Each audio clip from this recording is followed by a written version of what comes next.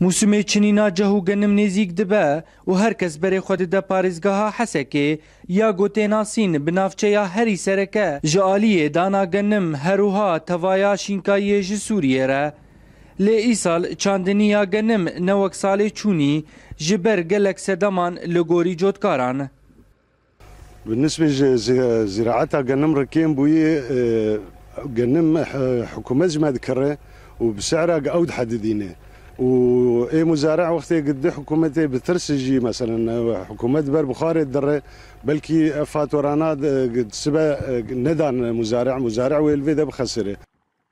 جوتکارên Amûdê gundewarê wê berê xwe dane çandiniya gijnîj, kemun û hilbê ji ber nirxê firotina wê ji genim û ceh bilindtir e.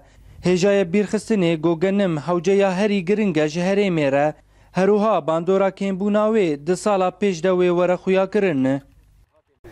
إيصال نسبة قنم جمع قلكي كيم برينا عالمي كرني كمون وكزبرة وجنيج ورشرش تشني ولو قلكي دانين ولو بمينة خطرك مازن نسر هرما ما وبيوق مرسلا بامبو وتشمشتي ولو وتعدال منطقي به خلق كمونة تشينن جنيجة تشينن حلبة تشينن أفتستانات حرتين فروتن حبكي سعري وان شيترن درت كفنج درفا وانا تحكمي بسعرها ينابج قبل حكومتي ودورات زراعي عرضتي طبقاندن عرض دورات خود ليزي بريد شيتر.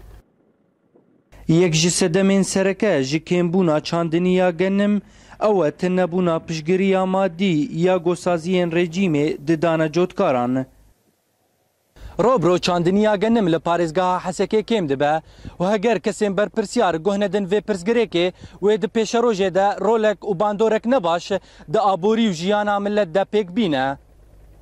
Ciwan li Kurdî Orient News, gundewarê Amûdê.